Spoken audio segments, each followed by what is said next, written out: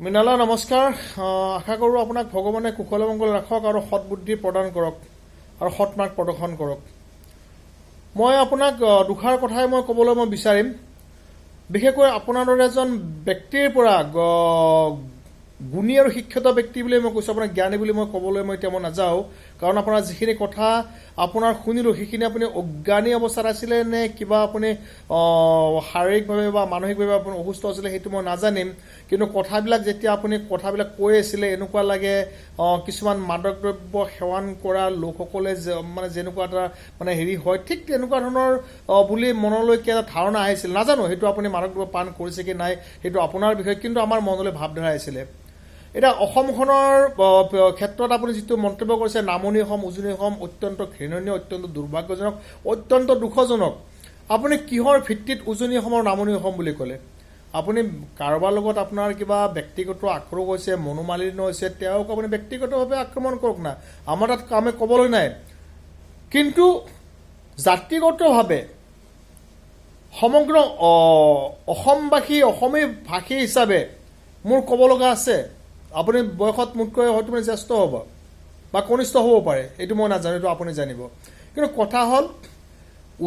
উজনি অসমত আমাৰ আমুক আছে তামুক আছে নামনি অসমত কি আছে উজনি অসমৰ পৰা চলিছে আপোনালোকে কি চাহপাত কিনি নাখায় নেকি নে আপোনালোকৰ উজনি অসমৰ মানুহক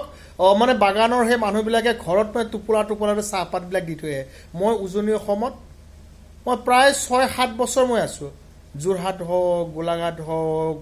মৰিয়নি হওক মই উজনি অসমৰ বিভিন্ন ঠাইত মই ঘূৰি ফুৰা ল'ৰা মই প্ৰতিজন মানুহৰ লগত প্ৰতিজন ব্যক্তিৰ লগত এটা সুসম্পৰ্কৰে মই সম্পৰ্কিত হৈ প্ৰায় ৭ বছৰ কাল তাত অনাই বনাই মই ঘূৰিছিলোঁ ভাল লাগে এতিয়াও বহু লোক আছে বহুত এতিয়াও তাৰ পৰা ফোন কৰে মই ভাল পাওঁ মই যোৰহাটতে মই ৪ বছৰ কাল মই আছিলোঁ খুব ভাল লাগে তাত মই যিমান দিন মই আছিলোঁ অত্যন্ত মই সুখী আছিলোঁ আৰু ইমান ধুনীয়া সৎ ব্যৱহাৰ সৎ ভাৱ তেওঁলোকৰ মনৰ বিচাৰধাৰা কিন্তু আপোনাৰ এই যিটো বিচাৰধাৰা উজনি অসম নামনি অসমৰ যিটো বিচাৰধাৰা মই ভাল নাপালোঁ মই এটা ঘৃণনীয় শব্দ আপুনি মানে প্ৰয়োগ কৰিছে যিটো আপোনাৰ বৃহত্তৰ অসমবাসী অসমী ভাষী আৰু অসমী জাতিয়ে কেতিয়াও হয়তো সহ্য নকৰিব আৰু বদনে যেনেকৈ অসমখন ধ্বংস কৰিছিলে